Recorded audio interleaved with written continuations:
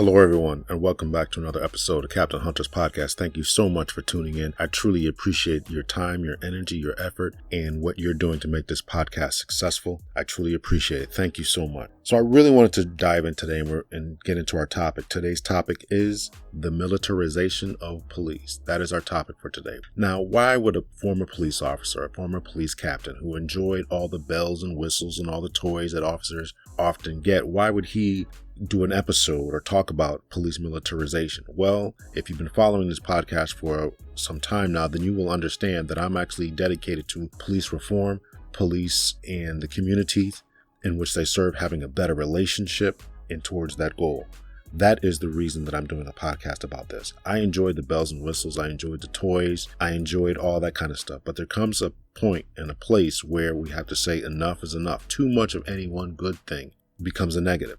Now, what are we talking about when we talk about this? Just as layman's terms, just you and I talking or just having a discussion and conversation, I would say that the overabundance of military gear, which is being forwarded down from the government towards the police. What does it look like? Well, it looks like all the hand grenades. It looks like the armored humvees, the blacked out uniforms, the Kevlar helmets, all the things that you would see basically on a field of battle in Iraq or in any other theater of war, you see now in the streets of America for less than necessary purposes. Now, once again, this is just you and I talking. We'll get into some academic literature and statistics, news reports, articles, and things like that in a little bit. But let's just have a conversation about what we're talking about so we can understand where we're going with this. I'm not talking about police officers staying safe when they are in emergency type situations. I'm talking about mission creep is gone off the rails. It's too much, too far, and we have to rein it in and pull it back. Let's start with it at the beginning.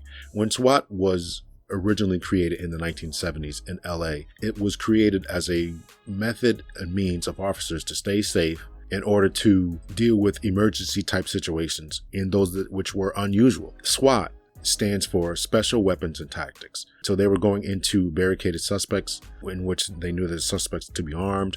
Any type of emergency type of situation, this is where they were going into. And so we see now a mission creep away from all that kind of stuff, where in the 1970s, they started off with a mission that was about emergency type situations, one that ordinary, routine, regular officers, a bank robbery that has gone bad, in which, remember back in the 1990s, there was that famous bank robbery where the people were wearing all kind of Kevlar, officers' guns had no effect. That's a situation in which the SWAT teams would be called out. That's what we're talking about. And so now we get on this mission creep. This is what's going on in the original establishment in the 1970s. We have a mission creep going into the 1980s and 90s in which this war on drugs is ramping up. And coupled with that, we have a bloated military in which they have too much wares, too much hardware, too much of everything. If they're not selling it to other countries, then that extra overflow is then transferred down to police agencies. So that's the basic history of it. The basic history of SWAT teams originating in the 1970s for completely legitimate purposes. And I have no issues or problems with and when an emergency situation arises that specialty teams are called in order to deal with those type of problems. When we have a barricaded suspect, we call in the specialists, right? We had hostage negotiation teams, HNT teams, hostage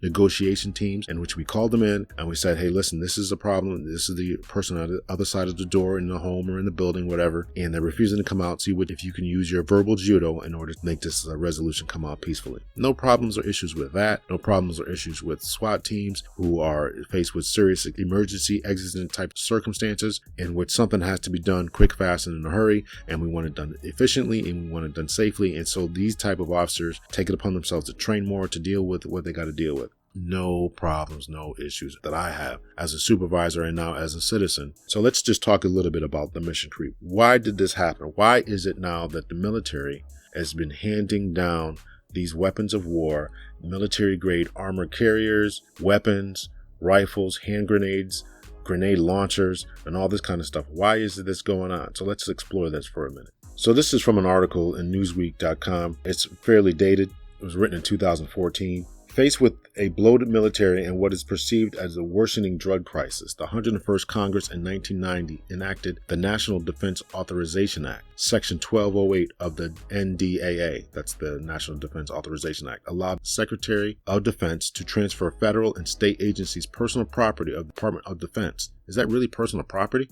Including small arms and ammunition. That the Secretary determines A, is suitable for such use by agencies in counter-drug activities, and B, access to the needs of the Department of Defense. It was called the 1208 program. In 1996, Congress replaced Section 1208 with Section 1033. So if you ever heard the 1033, then that's where it comes from. It's originally started as 1208, and then it was changed to 1033. So there's two parameters that they gave, right? It has to be anything that is suitable for agencies to do counter-drug activities, and B, it has to be excess to the needs of the Department of Defense. So anything that they had extra and that the local police agencies could use as far as drug suppression, then that is why these agencies got this particular type of and styles of weapon. The idea was that if the U.S. wanted its police to act like drug warriors, it should equip them like drug warriors, which it has, to the tune of around $4.3 billion in equipment. Now, this article was written in 2014. That number is well over $6 billion in equipment. $6 billion of your tax money that you have paid for to go to the military to fight these wars overseas. They've had excess. $6 billion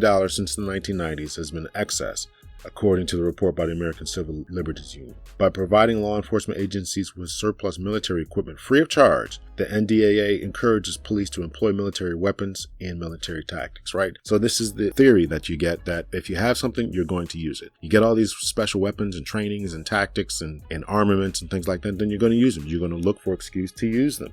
And this is exactly what's going on. 1033 procurements are not matters of public record, and the Defense Logistics Agency, DLA, which coordinates distribution of military surplus, refuses to reveal the names of agencies requesting tactical items like assault rifles and MRAPs for security reasons. Police in Watertown, Connecticut, with a population of 22,000, recently required a mine-resistant ambush protection vehicle. That's what MRAP stands for, Mine-Resistant Ambush Protected Vehicle, designed to protect soldiers from roadside bombs for $2,800. The original sticker price was $733,000. So Watertown, Connecticut paid $2,800 for that. So this is a little bit deceiving because Watertown, Connecticut, now I know this because I live in Connecticut, Watertown, Connecticut, they're a part of a regional team consisting of my former agency, Waterbury, and a few other towns. So that one Bearcat that they got is actually for use for the entire team consisting of different municipalities. And police in Bloomington, Georgia, population of 2,700, acquired 4 grenade launchers through the program. 4 grenade launchers. 4 grenade launchers. Ridiculous. So let's talk a little bit about why there's such a negative pushback amongst this. One of the reasons for a pushback is an episode that I plan to release called Asset Forfeiture. So I'm going to talk about that in a future episode. What I'm going to exactly going to entitle, I don't know, but I'm definitely going to talk about asset forfeiture. This idea of the police officers using and buying and equipping themselves with armaments by asset forfeiture and then buying more armaments is something that continues to go on. Here's from Reason.com. Iowa cops buy an armored vehicle with $300,000 in asset forfeiture funds. So think about this. One problem that's already a sticky situation is asset forfeitures. That is when police officers through the state are seizing drugs, seizing money, particularly money in cars and whatever, and either selling it, particularly houses and cars, or selling it, getting the money and reaping the benefits. So that's already one thing that is already on the radar of those who want police reform, this idea of asset forfeiture, particularly civil asset forfeiture. I'll discuss that at a later time. So they take one problem of asset forfeiture in which they gather $300,000 and then they buy something that is going to further their distrust amongst the community and buy an armored vehicle. This is one of the reasons for the pushback. Previously mentioned, it's already tied to the military-industrial complex. Why is there pushback? Well, there's pushback for a number of reasons. First reason is it causes great harm to police reputation. There's an article that was written by Jonathan Momolo. I hope I'm saying his name right. Mummolo. Momolo. He wrote an article for the Princeton University. The title of the article is Militarization Fails to Enhance Police Safety or Reduce Crime, but May Harm Police Reputation. So this is the essence of the report that he wrote, is that militarization of the police, it fails to enhance police safety. It was just written last year, March of 2018. So it's a fairly recent report. It's particularly concerning the academic world. So his argument is that it fails to enhance police safety. The mission creep that I talked about before is that officers initially started off doing emergency type situations, right? Then we got the Congress in the 1990s who said, okay, if we got excess weapons, and if the police departments throughout the country can use these weapons to do drug enforcement activities, then we will give them the weapons of war. The reason, the purpose is that because they wanted to make sure that when officers are doing drug raids, they're not getting injured and or shot. But when you go through Momolo's report, he details and documents very carefully that there is not as much danger to the officers. So just to read a little bit from this particular report. And before I get to the report, let me just talk to you about what happened in the state of Maryland and why this has become such a big deal in the state of Maryland. The common people understand that there has been numerous practices and policies of the police that have been very hurtful to especially Black and brown communities and as well as poor communities. But when you're a member of the higher echelon, then you don't seem to care about what's going on. So one day, the higher echelon got to feel the full force and brunt of what the common people were talking about. In 2008, police in Prince George's County, Maryland, conducted a violent drug raid on the home of Berwyn Heights Mayor Cheya Calvo. They didn't find any drugs, but they shot and killed Calvo's 2 Labrador retrievers and held him and his mother-in-law at gunpoint for hours. Calvo has since become an outspoken advocate of SWAT reform. His efforts persuaded the Maryland legislature to pass the county's first law requiring all of the state's police departments to issue a biannual report on how often and for what purpose they use SWAT teams. Calvo's, remember, this guy is a mayor or former mayor, 3 recommendations for SWAT reform. First, think first. SWAT should be deployed only in emergencies or after a thorough investigation and when a suspect poses a specific risk to the safety of others.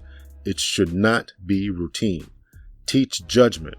Written policies and protocols are critical, but officers must understand why and not just what. Training should emphasize sound judgment and restraint.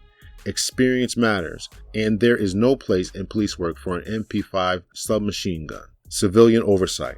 Law enforcement can't police itself. Public reporting and independent oversight with investigatory powers to uncover problems and connect the dots will help check overdeployment and abuse. Because of what happened to this mayor, this is his 3 recommendations. 1, think first. 2, teach judgment. And 3, civilian oversight. So once again, if this didn't happen to this particular mayor, we might not have gotten there. I just read for you reason.com, and that was released in 2011. Again, pretty dated. So let's go back to Momolo's report. Militarization fails to enhance public police safety or reduce crime, but may harm reputation. The rare census of SWAT activity available in Maryland, and remember 2008, what happened in Maryland, and because of this persuasion of the mayor, they changed everything and they started to do some reporting and started gathering some data. So this is where this comes from. The rare census of SWAT activity available in Maryland offers a valuable opportunity to study the stated reasons for and geographic correlates of military policing.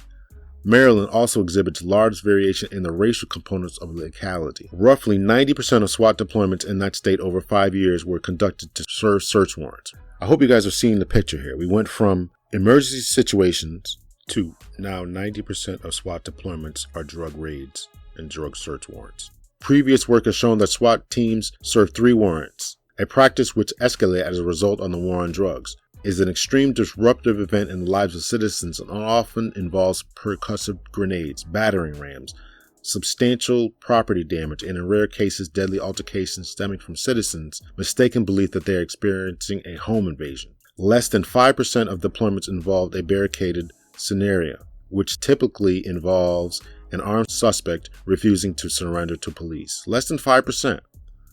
Violence to people and animals is rare, and gunshots are fired 1.2% of the time, roughly 100 deployments during this period. There you have his particular data on the effectiveness of it and what the deployments are for. 90% of them in a 5-year period in the state of Maryland, we know, are geared towards drug raids. Shots are fired 1.2% of the time, but when they do happen, they often kill dogs, and people are often fighting it back because they think that their home is being invaded. What this study determined was that as far as police perception and acceptability of this, it has a negative effect upon that.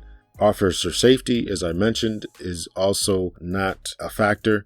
It does not enhance officer safety. It does not reduce crime, and it has a negative effect on police perception and what people think about police. So take a look at that report. It's all in there.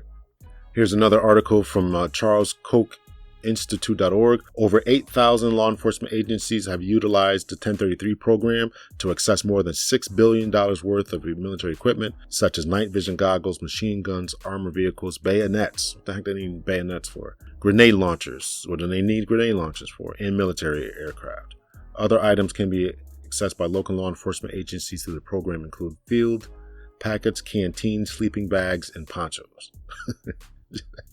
I mean, it's funny except for it's not funny. It's funny except for the fact that it's not funny. And certainly when somebody throws a grenade through your home, you certainly will not be laughing. The increased use of military equipment has coincided with an increased use of military tactics such as SWAT teams and no-knock raids by law enforcement agencies. In recent years, police departments from Ferguson, Charlotte, and Southampton have received criticism for the use of military tactics. One study found that the use of paramilitary-style teams by law enforcement increased more than 1,400% since 1980. I have a great pleasure in speaking with the former chief, David Cooper, who has a blog called Improving Police. It's on WordPress, improvingpolice.wordpress.com. Once again, the name of his blog is Improving Police, and he did an article called Why Militarizing Police is a Very Bad Idea. He lists some stats, and I'll just read these. These are the key findings. Over 90% of citizens in the United States have at least one SWAT team present in their county of residence. 91% of SWAT call-ups are not for armed, barricaded persons, but in non-emergency warrant services, which often result in property being seized and damage to the property, i.e. door breaches. Cities instituting SWAT teams do not experience a reduction in crime or reduction in officer injuries, the primary reasons for their organization. The higher percentage of African Americans in any given area, the more SWAT team deployments in those areas. 84% of the time property is seized, and 70% of the events are forcible entries. Less than 1% of the time are shots fired or persons killed by SWAT teams. The result of this is a negative impact on trust and support of the police, which is necessary for police effectiveness. I will be interviewing Chief David Cooper, on another episode, so stay tuned for that. But I thought his blog was very much on point with everything that I have been reading and stating about this particular topic for some time now. I got to read to you a little bit about this from another article from Princeton.edu, again about Momolo. I read it from his report before. Momolo also wanted to test whether militarized tactics occur more frequently in communities of color. To do this, he analyzed the relationships between the percentage of black residents in a particular geographic area with a volume of SWAT deployments per 100,000 residents. After controlling for social factors and local crime rates, right? He's looking at social factors and he's looking at crime rates. Think about that. He found that black residents face a more pronounced risk of experiencing militarized policing. However, Momolo suggested caution in generalizing beyond the state of Maryland. So he only looked at Maryland because Maryland is one of the only states to actually keep track of this. Another state is actually Utah, at least from what I could find. And I've been Googling to see what other states actually keep track of their SWAT deployment, and it's been difficult to find. To estimate the effects of police militarization on crime and officer safety, he compared the deployments of SWAT teams with a number of other violent crimes and officers who were killed or injured. On average, the results show that creating more SWAT teams and increasing SWAT deployments had little to no benefits in terms of crime reduction or officer safety. Again, he cautions against overgeneralizing this finding as it may not apply to each agency. So we're talking about keeping officers safe. We're talking about reduction in crime, and it's just not having that effect, at least according to the study that Momolo did about Maryland. Here's what Momolo did in researching and trying to gather how citizens felt about this militarization of the police. Momolo conducted 2 survey experiments to assess the effect on the public's perception of police when they see militarized police in news reports. First, respondents read a mock news article about a police chief seeking a budget increase, accompanied by a randomly assigned image with an either militarized police or traditionally equipped police.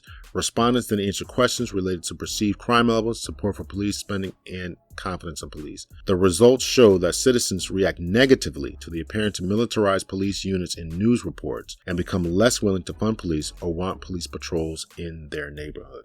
So he did this experiment in which officers were clad in regular uniforms versus this militarized police look, wanted support from the community through increases in budgetary expenses, things like that.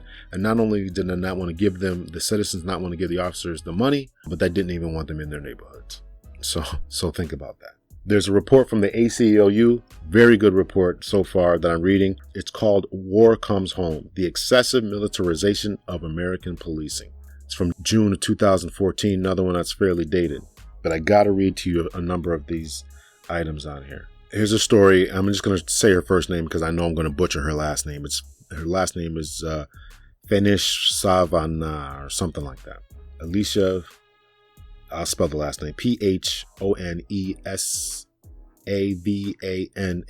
So however that's pronounced. I'll just read to you a little bit about the story. So just close your eyes and just listen to the story. It took several hours before Alicia and Bauncombe, the baby's parents, were able to see their son. The 19-month-old had been taken to an intensive burn unit and placed in a medically induced coma. When the flashbang grenade exploded, it blew a hole into 19-month-old Bobo's face and chest. The chest wound was so deep it exposed his ribs. The blast covered Bobo's body in third-degree burns. At the time of this report's publication, 3 weeks after the raid, it was still unclear whether baby Bobo would live. Bauncombe spent his Father's Day in the hospital with his son.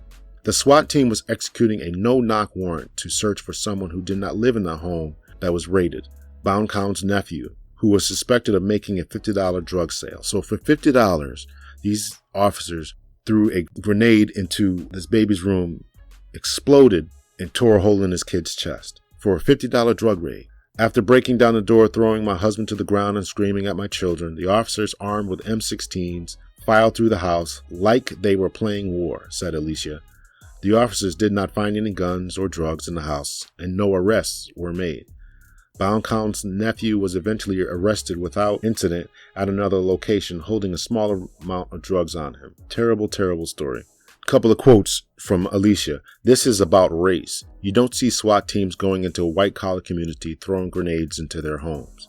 My 3 little girls are terrified of the police now. They don't want to go to sleep because they are afraid the cops will kill them or their family. From the report, War Comes Home, it gives an excuse as far as why these officers are doing what they're doing, as far as the excuse for why this militarization is going on. And one of them, once again, is for this preparation for drugs and for the possibility of terrorist attacks. The piece summarizes a presentation given at a conference of the International Association of Law Enforcement Firearm Instructors and warns that preparations for attacks in American schools that will bring rivers of blood and staggering body counts are well underway in Islamic terrorist camps. It further states that police agencies aren't used to this. We deal with acts of a criminal nature. This is an act of war, but because of our laws, we can't depend on the military to help us. The U.S. the U.S. is the one nation in the world where the military is not the first line of defense against domestic terrorist attack. By law, you, the police officer, are our Delta Force. It provides the 4 Ds for thwarting terrorist plans to massacre our school children and concludes with an admonition to build the right mindset in your troops. This is what was going on in a police instructors seminar. I talked about the warrior mentality in a previous episode. This is the warrior mentality on steroids. This is a problem where they're training officers to be the Delta Force. And we know that these Islamic terrorist camps are not the biggest threat to our children. It's our own homegrown domestic terrorists that are the biggest threat, but I'm not going to go down that road again. Talked about that in a couple of previous episodes, so check those out. At 6 a.m. in the morning, a SWAT officer shot a dog during a no-knock raid in search of a home. The suspect was a single black male who was suspected of selling marijuana in his home, solely on the basis of information provided by a confidential informant, which is often unreliable. The SWAT team believed that the man possessed firearms. No information was provided about what kind or how many firearms the man was believed to possess. The team deployed a distraction device and broke down the front door, causing damage and surprise. They found 2 unarmed men inside, along with a dog that bit one of the officers. Obviously, the dog's protecting his home, right? The officer was carrying a shotgun against the team's own policy. Crazy. Using the shotgun, the officer shot the dog. 70% of the people impacted by the Burlington SWAT deployment the ACL studied were black. Continuing from the report, generally speaking, the 4th Amendment of the U.S. Constitution prohibits the police from entering a person's home without a warrant. Historically, if the police had a warrant to search a person's home, they were required to, by law, to knock on the door, announce their presence, and wait for someone to answer. When a person answered the door, the police were required to show the warrant, and they were entitled to demand entry to conduct a search. Although the knock and announce rule still exists today, police executing a search warrant need not follow the rule if they have a reasonable suspicion that the circumstances present a threat of physical violence or that evidence would be destroyed if advance notice were given. So this reason is going towards just about every single drug raid, drug warrant search, right? Because people can flush things down a toilet. So if you're looking for a little bit of drugs, you kick the door in because he might flush those drugs down the toilet. Or because there's often a correlation that has been established between the presence of guns, the presence of drugs. So if someone has drugs in the house, then that is a correlation between that they will also have weapons in the house. So therefore, every single drug raid, if you're searching for drugs, then you get to kick the door in because more than likely they're going to have guns in the house. This is the logic. And next thing you know, you're getting sound grenades, distraction grenades thrown through your door, and you have a 19-month-old baby's ribs being exposed. In New Hampshire, 3 police departments, Concord, Keene, and Manchester, each used DHS grants to fund the purchase of an armored Bearcat. The amount of the grants was $215,000 to $286,000. Justifications offered for these grants included prevention, protection, response, and recovery activities pertaining to weapons of mass destructions and the threat of terrorism. Seriously? Here's a quote from the Keene, New Hampshire City Council member. Our application talked about the danger of domestic terrorism, but that's just something you put in the grant application to get money. What red-blooded American cop isn't going to be excited about getting a toy like this? This is what it's come down to. During my conversation that you'll hear with former Chief David Cooper, I talked about this militarization and how we could change it. And he said, listen, this is just a lot of toys. Essentially what he said is this is a lot of toys that people want to play with and they don't want to give up their toys. So here's a councilwoman confirming what the chief is saying, that this is a lot of toys and people want to use and play with their toys.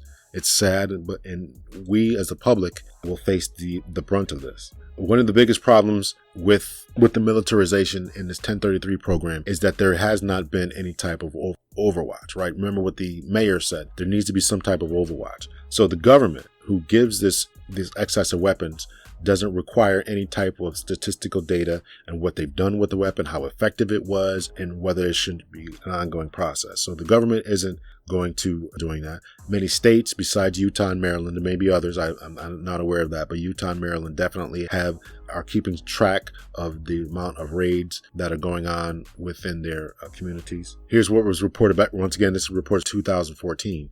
The records that were produced revealed an extremely troubling trend. The data collecting and reporting in the context of SWAT was at best sporadic and at worst virtually non-existent.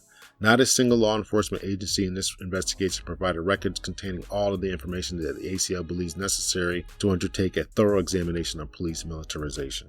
All right, so whatever the ACLU was looking for, these people just didn't have it. As I mentioned before, there's a lack of federal oversight. They're not finding out what they're doing with the equipment. How effective is the equipment, which would obviously determine whether they should continue to need that particular type of equipment. So let me read to you again from the CharlesKochInstitute.org.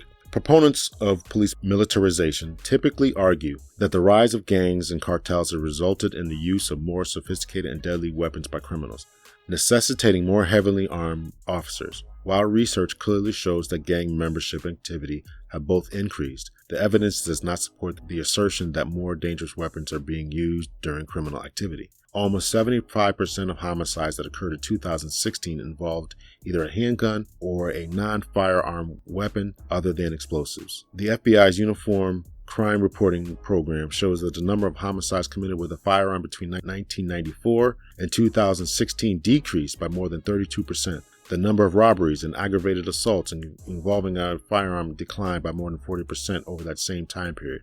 Assault weapons or semi-automatic weapons with military-style features are used only in a few crimes. One study from 2017 found that they account for as little as 2% of the guns used in a crime.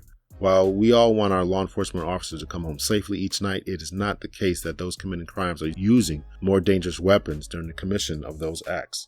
So finally, let me just end this off with what it's tied to. This whole militarization of the police is tied to the war on drugs. It's tied to asset forfeiture, policing for profit. I'll get into that in another episode, but asset forfeiture is basically when officers can come and take your property, your drugs, your money, your car, your house, because it's a revenue or because they believe that it's proceeds from illegal activity. Civil asset forfeiture is a big problem in some states because officers are pulling people over, determining that if you are a nurse or a waitress or something like that and you have $10,000 on you, then you must have gotten it illegally. And therefore they're seizing the money and you have to prove somehow that you legally got the money, which of course you have to take time off from work, hire a lawyer, and this is becoming a problem. So we'll talk about that in another episode, asset forfeiture. So this militarization of the police is tied to the war on drugs. It's tied to asset forfeiture, right? I mentioned the Ohio article that talked about police there had seized $300,000 and then bought a Bearcat. It's just a circle and cycle of police mistrust and misconduct. Well, I won't say misconduct, but just simple police mistrust. And the military industrial complex. We have this overabundance of weapons and armament that we either aren't using, we haven't sold to our allies, and it's just sitting in warehouses. And rather than do that, they say, hey, look, there's a war on drugs. What can the police use to combat the war on drugs? Well, let's give them some bayonets and let's give them some rocket launchers and Bearcats that can resist mines and things like that. Now, listen, don't get me wrong. I don't want officers getting hurt. The research is showing that it's not declining the assaults on officers or the injuries to officers. It's not helping with deterrence of crime. The only thing that this militarization is doing that we can see is there's a negative correlation. The more militarization that's going on, it's not keeping people safe, it's not keeping officers safe, and it's not affecting crime. Where the attitude is, and what people are doing is they're realizing that they don't want this type of militarization in their communities, largely race-based, I think, as I proved. And so, and even as the report that I read from you, Alicia, she's stating it from her own mouth that you won't see them going to the country clubs doing this kind of activities. I hope you guys learned something today. Just talking a little bit about the militarization of police, why it's a bad idea. Read through a few of those reports. You'll understand what I'm saying. You'll understand what the point is. What can you do? Let me just end this off with what can we do? We can continue fighting against it. We have to continue to write to our mayors, write to our legislatures, Congress members, council persons, those who are in authority, whether it's city, county, state, whatever, write to them, let them know that you don't want this type of activity going on. You don't want them policing in your neighborhoods. It's overwhelmingly not supported. We have to do it in order to build positive relationships, and clearly militarization is not building positive relationships. Anytime the citizens see these officers, they have distrust. They just don't want these people in their communities. They don't want their police officers behaving this way and dressing this way, and in their mind, terrorizing their neighborhood. We can also ask our leaders, our city leaders, state leaders, whatever, to make sure that they have some type of statistical analysis of when and where these SWAT teams are being used. And they should not be used. SWAT teams should not be used driving up in residential neighborhoods with Bearcats, kicking in doors for $50 drug sales. This is just ridiculous. So write to them and let them know that. That's it, ladies and gentlemen. Hit me up in the email, hunterpoliceconsulting@gmail.com. My website is hunterpolicetraining.com. CPTL Hunter is Twitter, Captain L Hunter, CPTL Hunter, Instagram, LMH Police Training Consulting on Facebook, LMH Police Training and Consulting on Facebook. Let me know what I'm doing right. Let me know what I'm doing wrong. Until next time, much love and peace. Take care.